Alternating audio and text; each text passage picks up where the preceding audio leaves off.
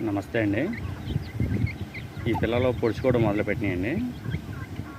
మనం ఈ టైంలోనే పిల్లల విషయంలో చాలా జాగ్రత్తలు తీసుకోవాలి.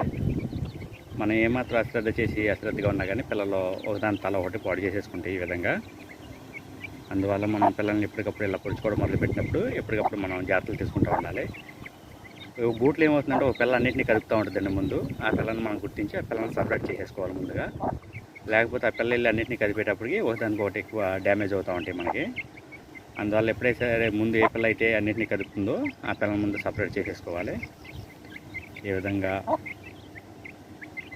ఏ ఏ 2 పిల్లలు అయితే మనకి ఎక్కువ పొడుచుకోవడానికి ఇంట్రెస్ట్ చూపిందో వాటిని సపరేట్ చేస్తున్నట్టయితే కొంతవరకు ఆగుతూ ఉంటాయి.